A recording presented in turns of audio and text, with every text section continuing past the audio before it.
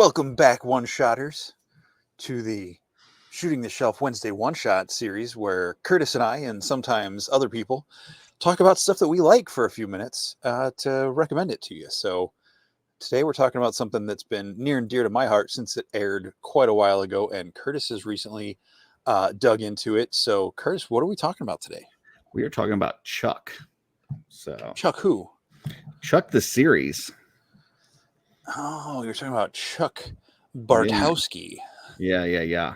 Or Carmichael, depending on, depending on where you're at. So True. So this show came out, I think it was like 2008, 2009 originally. It was a show I was like, that looks like fun. And I started watching it and it quickly became a must watch for me. And like I said, Curtis, you've just gotten into this recently. I've watched the whole series through a couple of times now, and you're into season 4. Yep. Start about 3 or 4 episodes into season 4. Okay. So what's Chuck about, Curtis? It's about craziness. So starting out, there's this gentleman that he didn't graduate college, had a very promising career ahead of him and education, and got kicked out of school, and so he didn't finish his degree. Ends up working at a place called the Buy More, which is very similar to like a Best Buy, I would say, except for they have like cheese balls for some reason. I'm not sure. I've seen cheese balls at Best Buy. Okay. All right. But the guy that he went to school with ended up being a spy. And in the first episode, he ends up sending him some information that ends up, I guess, getting downloaded into his brain. He sees this thing and it, all this information gets sucked into his brain, which apparently is, it's called the Intersect. And it's something that the government was putting together to like basically take all of their intel from all the different organizations of the government and throw them all together in one place to help them, solve cases and put away bad guys and terrorists and all that kind of stuff. So now Chuck, this normal everyday Buy More employee, has all this information that can help them to do these things. And then from there, hilarity ensues. So yeah, he essentially becomes the human Shazam for terrorism and bad dealings. So like, you hold your phone up with Shazam, or at least you used to, like, what's this song? It'll listen for a second and then tell you. He'll catch an insignia on someone's ring or, different things, and it'll cause him, he calls it flash, to where he kind of gets all like the download, and they go on their missions. Now, I think one of the fun things, I wasn't picking up that you were talking about Shazam the app. I thought because it's Zachary Levi that you were talking about. I'm like, how is he tying these two together? Okay, gotcha. I have been known to stretch a correlation between things, but I was not going for that at this point. I guess because I was so into this show before the Shazam movie ever got announced that, like, until I start talking about the actors themselves, like I don't relate it that much. Yeah. But I think one of the fun things about this show is how you've got the FBI and the CIA are both assign an agent to him because they don't trust each other to be the one doing it. And I think it's CIA and NSA. I think it's NSA. Sorry. Yeah, NSA. And it just cracks me up that they have, those two different agents, and they both have their different tactics. And you've got, I almost said Jane, but that's his character from Firefly. Adam Baldwin playing Casey, and Johann Stravosky playing Sarah. And we can't forget there's tons of great side characters, but the three of them are really the heart of the show, especially Sarah and Chuck, are the core of the show.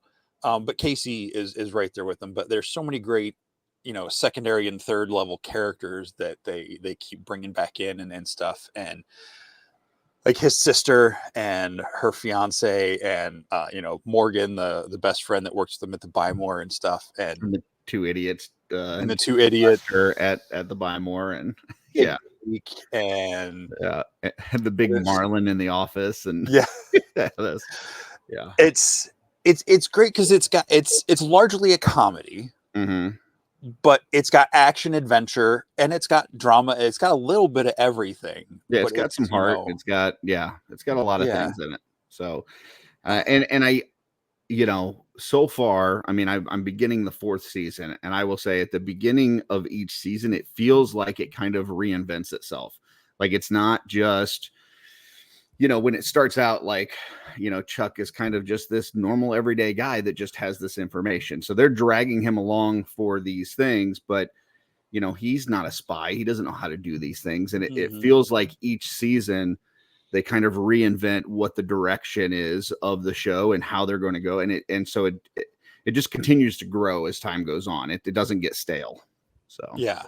And one of the things I know I talked to you briefly about this in person before we recorded this is that, part of why they do that and we're able to keep it so fresh is because each year, at least while I was watching it, we thought that season finale was going to be the end of the show. Like we weren't sure if we were getting the next season. I think either 3 to 4 or 4 to 5, one of those was the only one we knew we were coming back one more time. But yeah, it just, it's a lot of fun. Like you said, there's a good bit of heart into it. And I think, and one of the, I don't know if I've told you this story before, but I used to, when I went to meet Zachary Levi,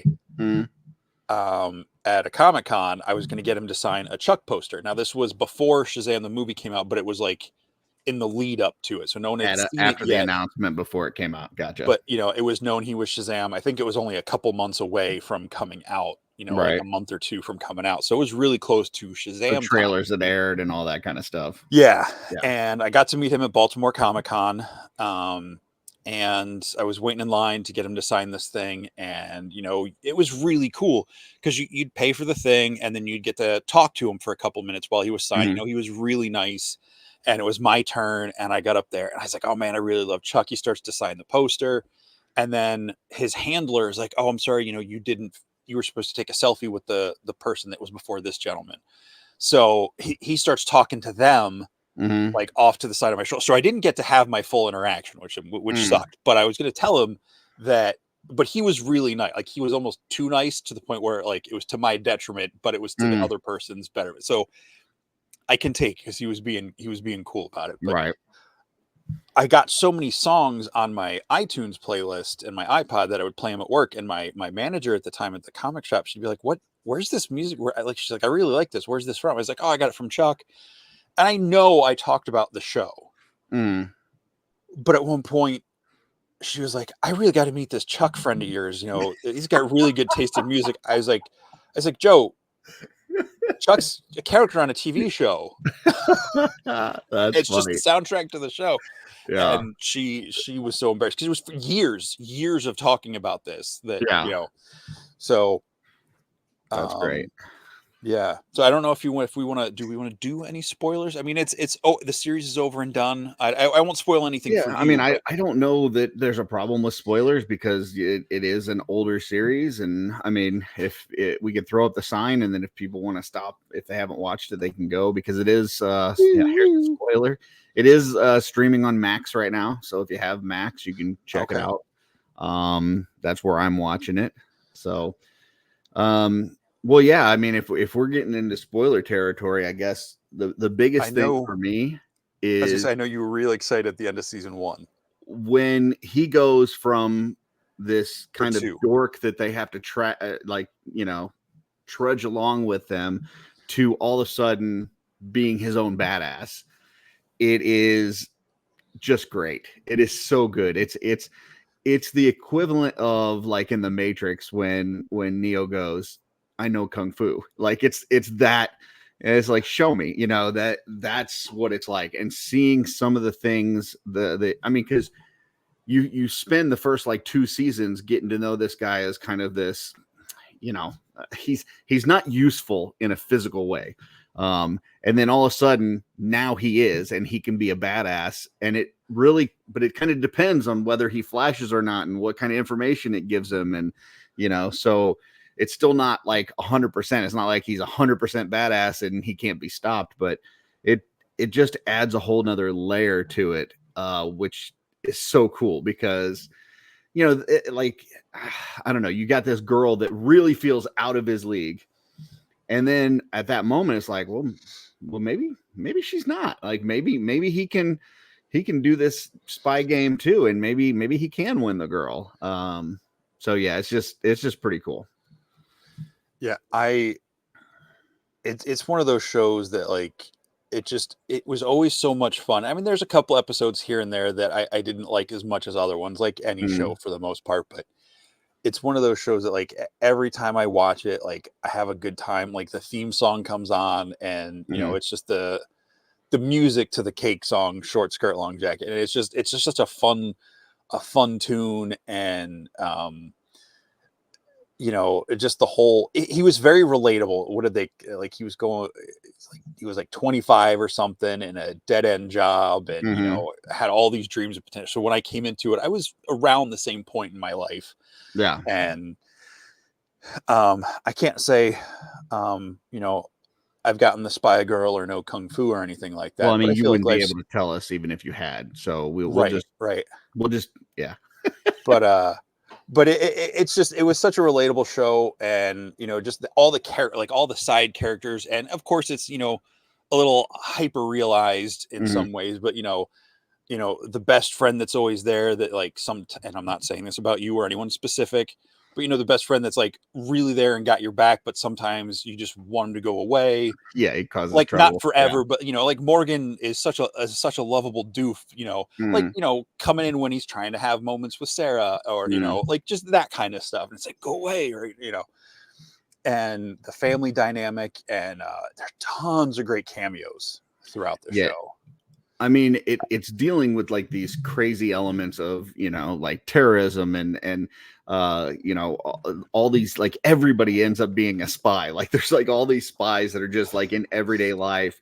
But then at the same time, like there's this hourly retail job and they talk about some, like I've worked in retail, like some of the things and the ridiculousness that goes on at that place is stuff that happens at a normal retail job. So it feels like it's grounded in certain aspects, but then there's also these like really outlandish aspects and it balances out really nicely. Yeah. It's like someone was dealing with their 9 to 5 life and decided to make a cartoon story about it, but ended up filming it with real actors Yeah. instead of voice actors. Yeah. It's great. So I would highly recommend anybody checking it out. It's a lot of fun. I haven't finished the last 2 seasons, so there's that. But I will say through, you know, 3.25 seasons, it's really good. So Cool. Well, maybe we'll come back to the Wednesday one shot, depending on how you feel after the series wraps up, after you finish. And we we'll check back probably in. will, because the reason I watched this, now I know that I joked around with you that I'd never heard about this, but obviously you've talked about it quite a bit. But the reason I decided to start watching this is because we were doing an episode on OffWorld where we were talking about shows that ended too early, that we wish they had more seasons. And that is the subject where this show came up. You know, there were a couple people on that episode that said, hey, you know, we really wish Chuck would have gotten like 2 or 3 more seasons. So that made me go, oh, you know, it left them wanting more. So that means that's a series that I would like to check out. So I'm sure at the end of it, if I feel the same way that I'm left wanting more, then we'll have something to talk about. Nice. Yeah. There's another one on the list I know you've tried to watch, and it's not Vox Machina, that hopefully you get to someday. And that's another one with the Firefly. Hopefully you can make that through that at some point, because, well, yes, some of the special effects in it are you know, limited. The story and the way that show made me feel, like I said, I watch that almost on a yearly basis, the series and the movie. So Awesome. And I watched Out of War. I saw the movie first, but we're not talking about that. We're talking about Chuck. So go watch Chuck, available on Max, or if you're like me, old school, and you have a physical Blu-ray copy or DVD copy, you know, pop that in and have some fun, hanging out with your buddies at the Buy More. Absolutely. All right. Well, thanks for tuning in for this Wednesday one shot. We'll be back with more, but we're going to go get ready for our shooting the shelf tonight. And I'm not going to say who, just in case time gets weird. But if you're watching, you know, so it doesn't matter. Until next time. What's on your one shot? What? There. Ooh.